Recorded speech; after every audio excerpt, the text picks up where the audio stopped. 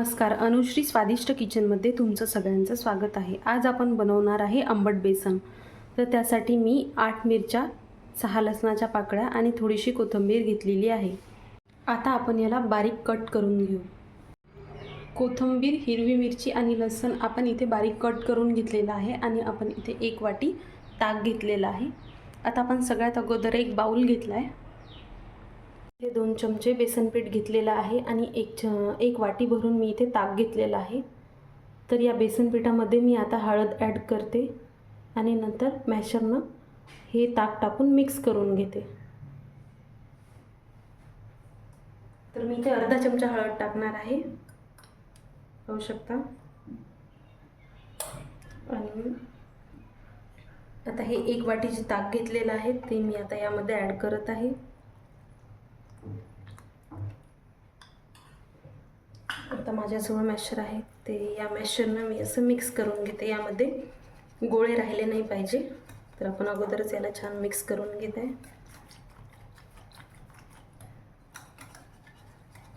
पाहू शकता छान मिक्स झालं आहे।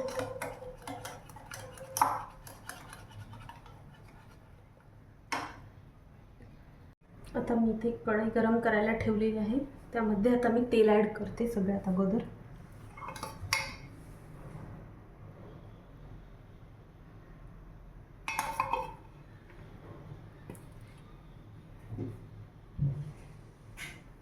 चार चमचे तेल ॲड केलं मी। आता आपण यामध्ये कढई गरम झाल्यानंतर मोहरी घालून घेऊया।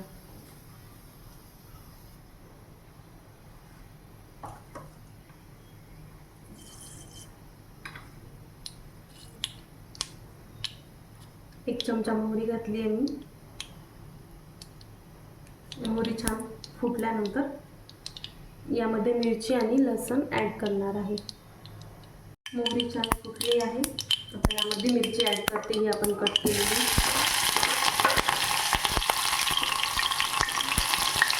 आणि लसूण ॲड करते।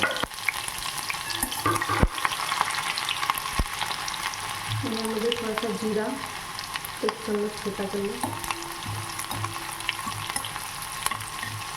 याला छान फ्राय होऊ देऊ अगोदर।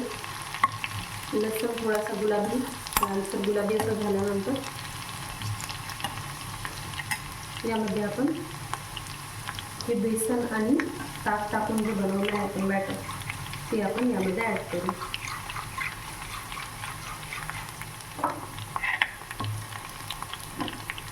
गॅसची फ्लेम थोडीशी वाढवली।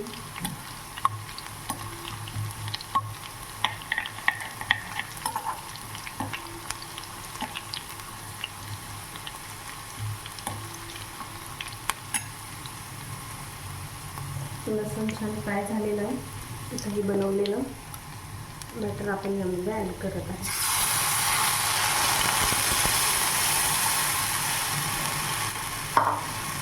त्याला एकसारखं फिरवून घेऊया, म्हणजे याचे गोळे बनणार नाही।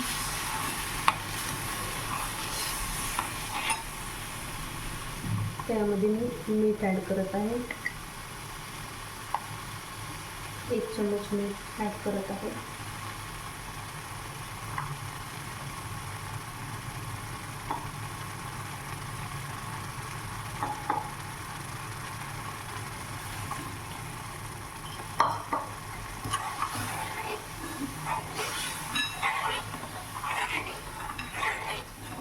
गॅसची फ्लेम कमी करून याला थोडा वेळ झाकून ठेवूया।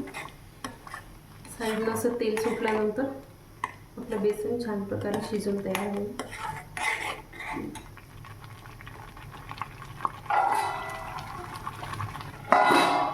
गॅसचा फ्लेम कमी करत आहे।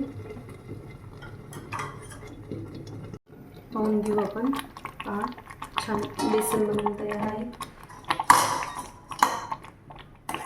त्यामध्ये कोथिंबीर ॲड करून घेते।